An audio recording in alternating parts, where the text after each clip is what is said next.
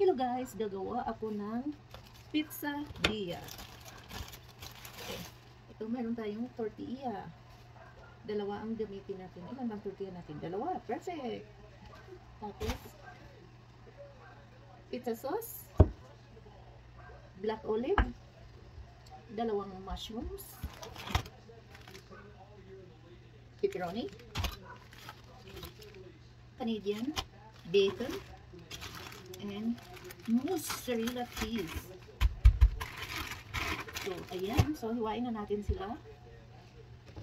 Punasan lang natin itong ating mushroom, making sure na walang mga ano dyan, walang mga dumi.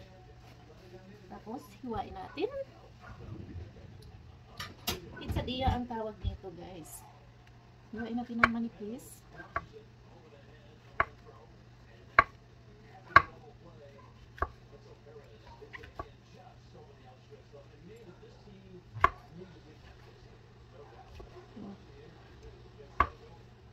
Parang marami ang dalawa. So, isa lang. Kasi ayaw natin ng maraming ano. Tapos, kuha tayo ng hiwain din natin. Ganyan.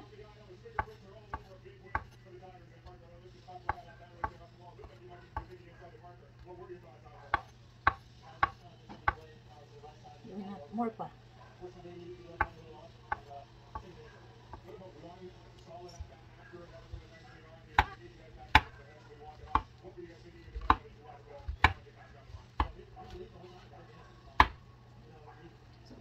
Huwain natin pareho ang ating mushroom pero isa lang ang gamitin natin. So, okay na yan.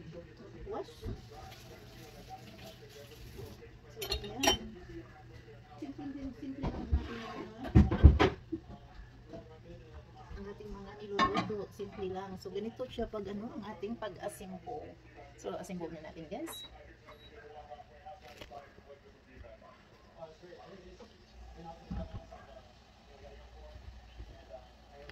So, yan. May kawali tayo dito. Well, actually, mamaya na natin siya i-on. So, asimbo natin siya ng ganun. So, ang gawin natin is lagyan natin ng sauce.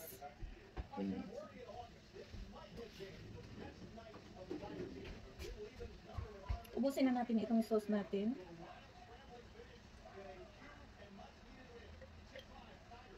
Tapos, ikalat lang natin siya dyan. Diba?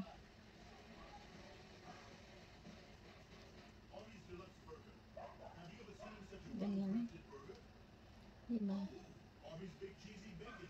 Pizza dia.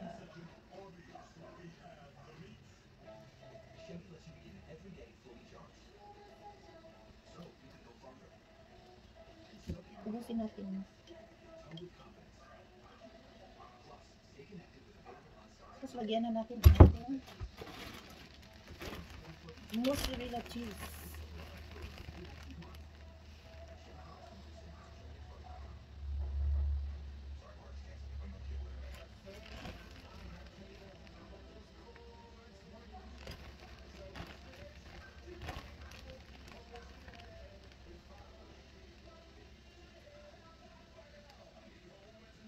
Tapos lagyan na natin ang ating pepperoni. I-ano lang natin siya dyan. Tama na to.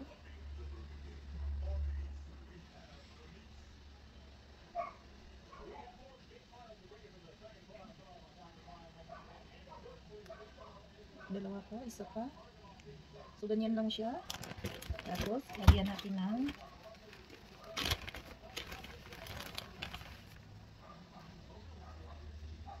Canadian bacon.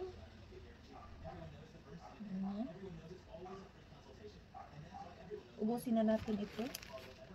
Kalat lang natin. So, ayan ang ating pepperoni and Canadian bacon.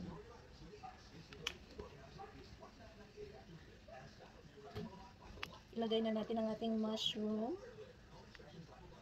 Kalat lang natin siya dyan. Ganyan. Ayaw ko niya. Huwag yung steam. Ito na lang. Kasi Tapos, lagyan na natin ng ating black olive.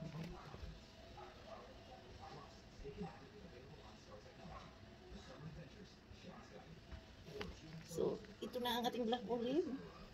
So, ayan. O, diba? Mukhang pizza na siya. Dahil ang gamit natin ay tortilla, ang tawag ay pizzadilla. Yan, diba? So, now, more cheese. Lagay tayo ng more cheese pa.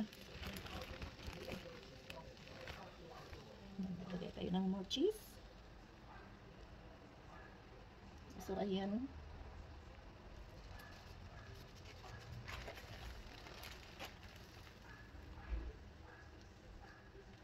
Gusto natin ng maraming cheese.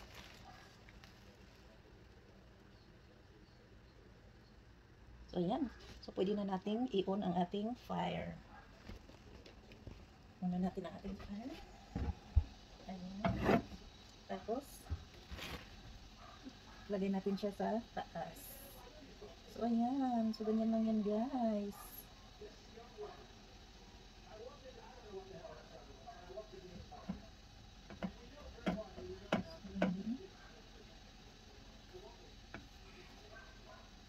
So, ayan na siya.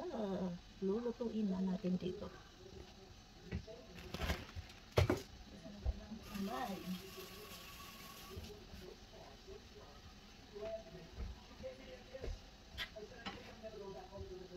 So, ganon yan.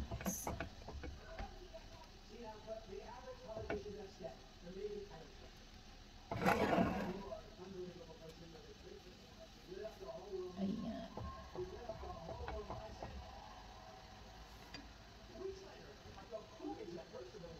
Tapos balik na rin natin siya.